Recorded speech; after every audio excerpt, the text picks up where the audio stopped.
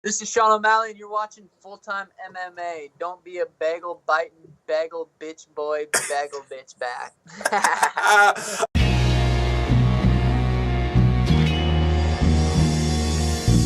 Back to the daily grind, and shout out to the full-time patrons. Make sure to hit subscribe if you're new and hit thumbs up if you're not a baby back bagel biting bitch boy, cause you know what time it is. It's full time MMA. And despite the recent announcement, Yoel Romero will not be competing at UFC 230 versus Paulo Costa. He had revealed on Ariel Helwani's MMA show that he sustained an eye injury. He said, "My eye is not ready. I want to fight, but it is what it is. The doctor said Yoel cannot fight. I want to fight on this card, this show. Anytime you have an opportunity to fight at Madison Square Garden in New York, you're making history. But I need to wait." Now, Yoel Romero is going to be out for possibly 4 to 5 months. He did say when he comes back, he's looking to fight at middleweight. There's been talks of maybe Yoel Romero going up to light heavyweight. Now that he's lost 3 title fights, well, he won one of those fights, but he missed weight, so he didn't actually win the title. But he did lose 2 title fights to Robert Whittaker, the current middleweight champion. And so, unless Robert Whittaker loses his belt, Yoel Romero possibly won't be getting another title shot at middleweight. So maybe moving up to light heavyweight, where it's not the most stacked division. Yoel Romero, being a big name, is always only 1 fight away from that light heavyweight title fight. You know what I'm saying? He could have potentially fought Alexander Gustafsson or something in a number 1 contender fight. But he did say also in this interview he's looking at staying at middleweight, but he's going to be out for 4 to 5 months, so he's not going to be able to fight anyone, although he would have loved the opportunity, of course, to fight on Madison Square Garden, which could have been renamed Middleweight Square Garden for UFC 230, because there's been a lot of middleweight fights that were targeted for this card. This was one of them that's not coming to fruition. David Branch versus Jacare Ray, Derek Brunson versus Israel Adesanya. There's talks of Luke Rockhold versus Chris Weidman too, although that one also is still not official. And recently, Luke Rockhold, I believe, has shown some reluctance to accept the fight.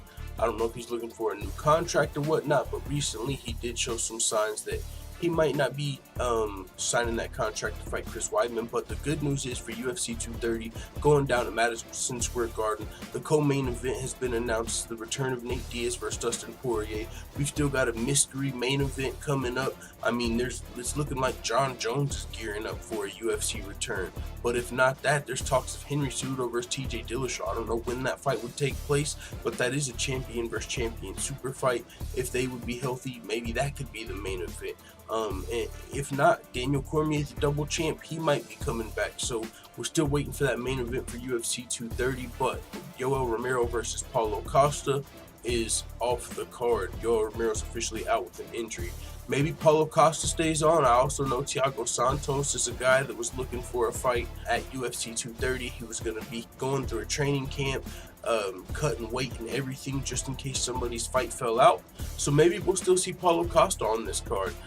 Not only is Thiago Santos a possible opponent, but also Antonio Carlos Jr.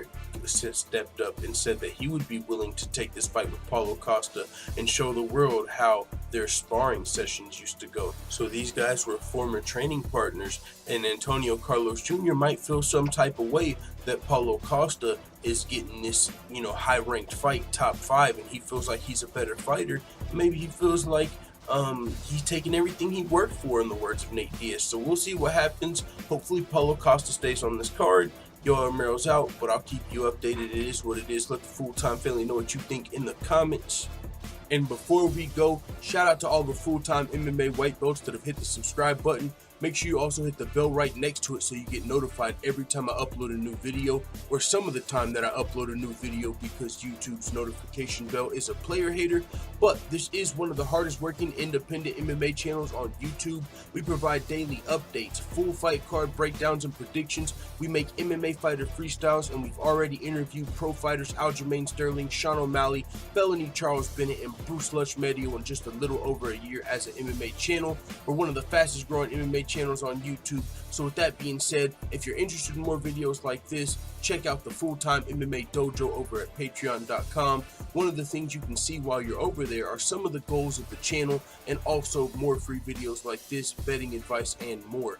We just launched the full-time MMA store over on teespring.com, and we've got some limited edition gear in order to celebrate that. We've got some day one Foop the Other Side shirts that are only available for a limited time. Also, you got leggings, phone cases, Don't Be a Bagel Biter, coffee mugs, and more. With that being said, you can check the links out in the description if you want to check out the Full-Time MMA Dojo or the Full-Time MMA store on Teespring. I apologize about the long outro, but a closed mouth don't get fed, so respect. Let the Full-Time family know what you think in the comments. I'm out. Da da da da da. It's the motherfucking DOG.